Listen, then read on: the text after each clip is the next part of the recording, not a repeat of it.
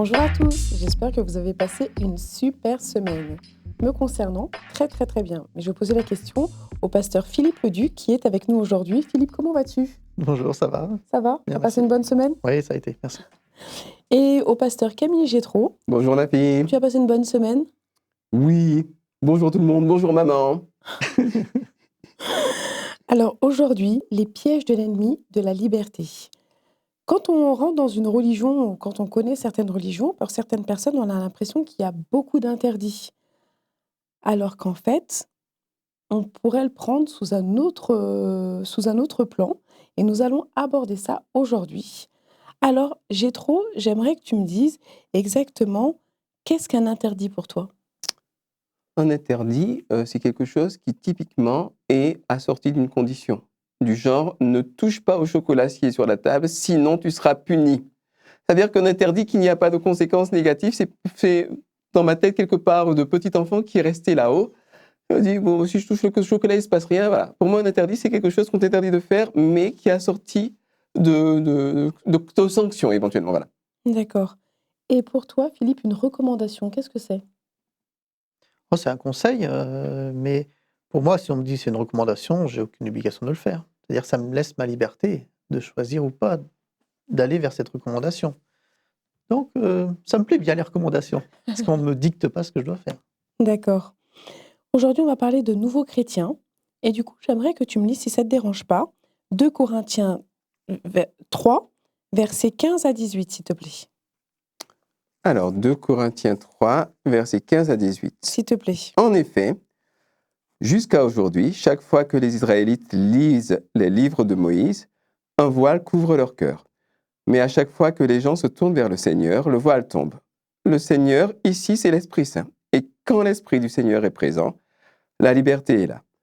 Notre visage à tous est sans voile et la gloire du Seigneur se reflète sur nous comme un miroir. Alors le Seigneur qui est l'Esprit nous transforme et nous rend semblables à lui, avec une gloire toujours plus grande. D'accord. Est-ce que tu pourrais, m'expliquer un petit peu ce texte, s'il te plaît, Gétro? Eh bien, pour comprendre un petit peu ce texte-là, il faut se replonger dans le contexte où les premiers chrétiens sont typiquement des Juifs qui ont leurs habitudes, leurs lois, la loi de Moïse, les rites alimentaires, les interdictions, etc. Et il y a de nouveaux chrétiens qui arrivent qui ne sont pas juifs, ils ne sont pas circoncis, ils mangent ce qu'ils veulent, ils n'ont pas tous les interdits que les juifs ont. Et cela pose un gros problème. Peut-être que Philippe pourra, je n'ai pas de texte, il me vient à l'esprit, mais peut-être que Philippe pourra mentionner un texte où c'est mentionné. Ça pose un gros problème parce que du coup, les chrétiens juifs ont l'impression que les chrétiens non juifs ont beaucoup moins d'obligations et d'interdictions qu'eux et que ce n'est pas juste, et donc veulent les forcer à appliquer la religion de la même manière qu'eux. C'est un petit peu dans ce contexte-là que l'apôtre Paul écrit cela. Merci. Et du coup, Philippe, est-ce que tu aurais un texte qui pourrait, m'orienter ou, m'éclairer un petit peu plus? Alors, l'épître de Paul aux Galates, il y a un chapitre qui parle de la liberté qui est très très beau. D'accord. Galates chapitre 5, et qui commence par cela. Le Christ nous a libérés pour que nous soyons vraiment libres. Alors, résistez et ne vous laissez plus attacher avec les chaînes de l'esclavage. Alors, quand on lit ce texte-là, qui est très très fort, quand on le compare avec ce que vient de dire Gétro, alors c'est vrai que l'entrée dans le christianisme est une véritable libération. C'est magnifique, hein, et donc là, c'est un peu plus attrayant que de se dire on va rentrer dans quelque chose où on aura une liste d'interdits. Non, là, le christianisme, Christ dit bah, si vous venez à moi, alors vous serez réellement libre. Ça fait envie, hein, ça donne envie. Alors, si je peux dire un mot par rapport à cela, je te rejoins complètement. Et j'avais entendu un reportage sur un prisonnier qui expliquait qu'il avait fait 10-15 ans, une très longue période de prison. Et en sortant de prison, il rasait les murs. Il avait du mal à être dans un espace avec beaucoup de vide autour de lui. Il fallait qu'il rase les murs. La liberté, quelque part, lui faisait peur. Et même en matière de religion, parfois, c'est ça. Le christianisme idéal dont parle Philippe, c'est le christianisme qui te libère de plein de choses. C'est pour ça que tu viens à l'église. C'est pour ça que tu demandes d'être baptisé. C'est pour ça. Mais il y a parfois, y compris dans le christianisme, des gens qui vont essayer de t'asservir en te disant « si tu fais cela, tu seras sauvé, mais si tu fais pas cela, tu seras perdu ». Et les vrais chrétiens, ils doivent faire ci, ça, ça, ça, ça. Et ils sont vraiment dans cette dynamique-là de faire des listes et de réduire les gens en esclavage, quoi. Donc, il faut quand même être prudent. Ça n'est pas parce qu'on embrasse une religion, ça n'est pas parce qu'on rentre dans une religion que tout va être forcément rose. Il faut être toujours vigilant et ne pas se laisser réduire en esclavage. Alors, je suis d'accord avec tout ce que vous me dites, mais quand on entre dans une religion, quelle qu'en soit la religion, je pense qu'il y a quand même des choses qui sont quand même prohibées, qui sont quand même peut-être interdites. Tout ce qui est spiritisme, faire appel à l'au-delà, la voyance, je dirais la magie. Est-ce que c'est interdit Oui, ou... Dieu met en garde clairement contre ces choses pour ne pas s'approcher de l'adversaire de Dieu, hein, puisque derrière tout ça, c'est l'adversaire de Dieu qui se révèle. Euh, je pensais tout à l'heure au code de la route, par exemple. Quel regard Mhm. je porte sur le code de la route? Est-ce que le code de la route, pour moi, c'est quelque chose de contraignant ou c'est libérateur? Euh, alors certains voient le code de la route comme étant pénible parce qu'il ne faut pas rouler trop vite, parce qu'il faut s'arrêter, hein. Et puis quand on y réfléchit, si on n'avait pas le code de la route, on ne pourrait pas circuler tout simplement. Donc le code de la route, même si c'est une loi, ce sont des règles, mais grâce à ces règles, on est libre de pouvoir se croiser sans se rentrer dedans, de pouvoir circuler, passer des carrefours en toute sécurité. S'il n'y avait pas ça, on serait complètement perdu, hein. Complètement vrai. D'ailleurs, si je peux ajouter un petit quelque chose, il n'y a pas que l'occultisme, la magie, etc. Il y a aussi des interdits. Par exemple, dans ma religion, on me dit « Tu ne convoiteras pas la femme de ton prochain, ni son bœuf, ni son âne, ni sa maison, ni sa voiture. » Enfin, il n'y a pas de voiture à l'époque, donc je rajoute un petit peu. Mais l'idée, elle est là. Et c'est Dieu qui pose quelque part un interdit. Mais cet interdit-là, comme tu le disais au début, je peux le voir de deux manières. Je peux le voir comme une contrainte terrible, mais je peux le voir au contraire comme une libération de l'esclavage de l'envie.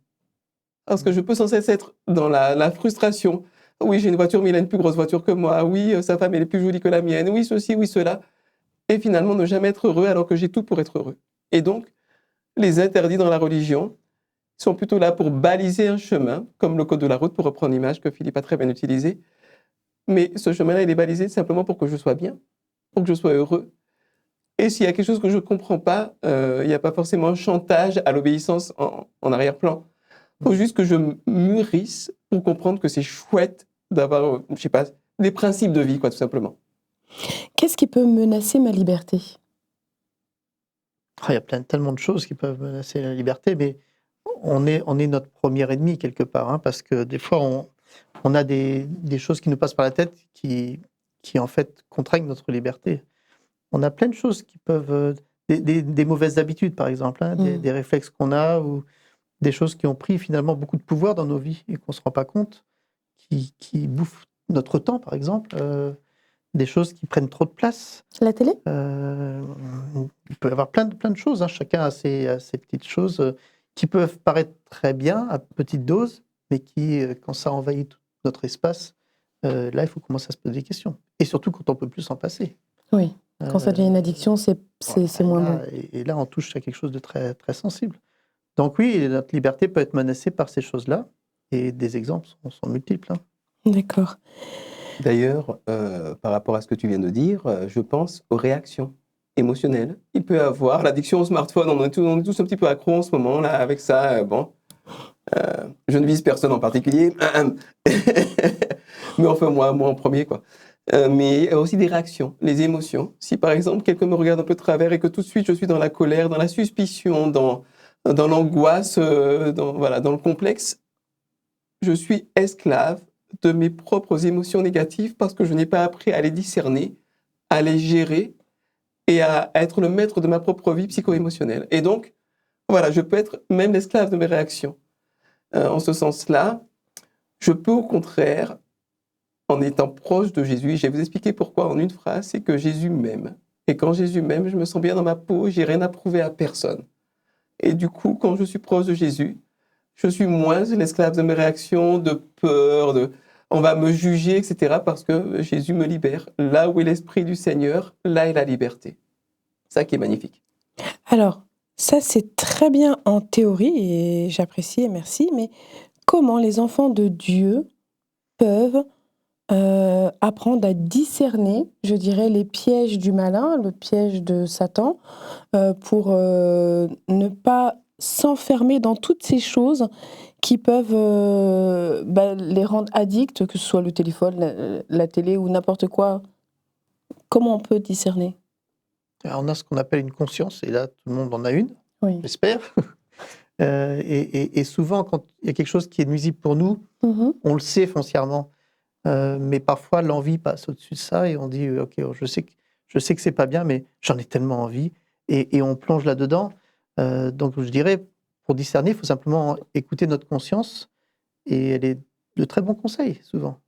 Euh, D'ailleurs, pour bien écouter sa conscience, c'est important de prendre le temps. Et ça, c'est le petit truc que j'ai envie de partager avec tout le monde, c'est ralentir. Parfois, quand j'ai envie de quelque chose, je sais pas, j'ai envie de la tablette de chocolat qui a été interdite. Oui, ça m'a traumatisé quand j'étais petit, effectivement. C'était un piège de mes parents. Enfin, bon, j'en parle à mon psychothérapeute en ce moment. Je vais pas m'étendre ici. Mais quand je convoite la tablette de chocolat qui est sur la table,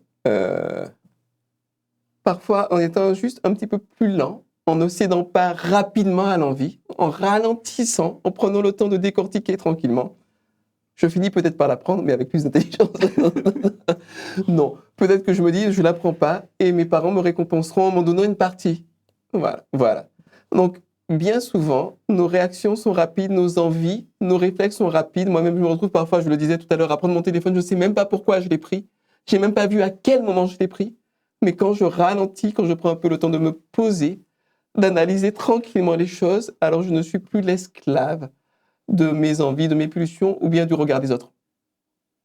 Donc si je t'écoute et si je reprends ce que tu dis, on est peut-être un petit peu la génération micro-ondes. On veut que tout aille Tout vite. de suite. On veut tout Tout de suite. Ouais, c'est ça. Et pour nous, c'est important, je le vois, je le veux, je le prends. Alors qu'en fait, en ayant un petit peu de patience, en ayant un petit peu de discernement, en écoutant un petit peu notre conscience, déjà, ça permet de pouvoir se libérer, c'est ça?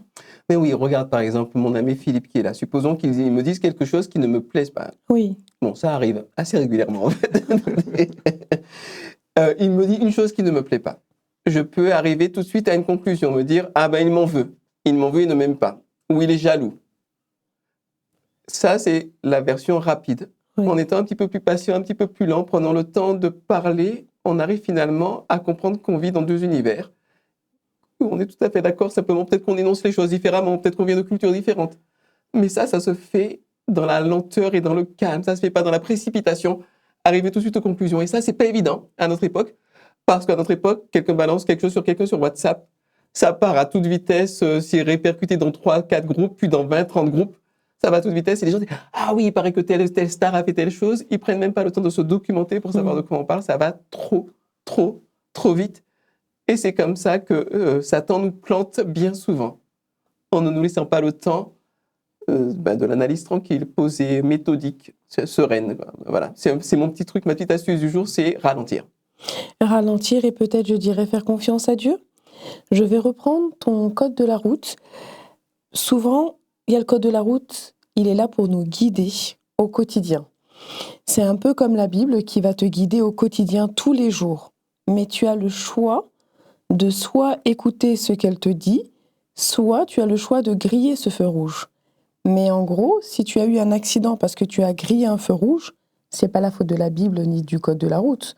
Il t'a bien dit qu'il fallait que tu ne passes pas. Donc tu t'es sorti toi-même de la protection.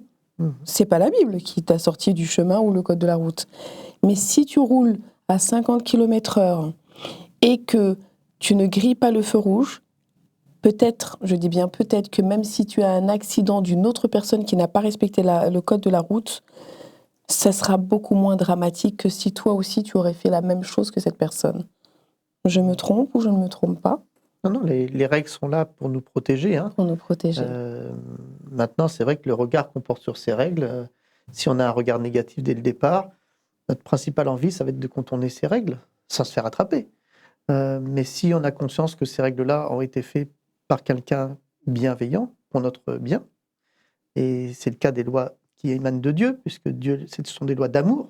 Hein, donc, si je veux savoir si une loi est bonne, je regarde qui est-ce qui a émis cette loi. Hein.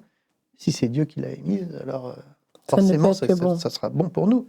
Donc après, c'est une démarche de foi en disant, puisque Dieu m'aime, puisqu'il sait ce qui est bien pour moi, alors les lois qu'il met en place, c'est des lois d'amour pour mon bien. Donc je ne vais pas poser de problème avec ça. Et au contraire, je vais me réjouir comme le psalmiste qui dit, j'aime ta loi. Je prends plaisir à ta loi. C'est fou, hein? C'est fou. Je la dévore tous les jours et ça fait mes délices. Mais parce que c'est super intelligent. Ne convoite pas, ne vole pas ton prochain, ne raconte pas n'importe quoi, respecte un petit peu les autres, mais c'est super intelligent, c'est la base de toute civilisation qui se respecte. Bah oui. Eh ben, en tout cas, je vous remercie beaucoup.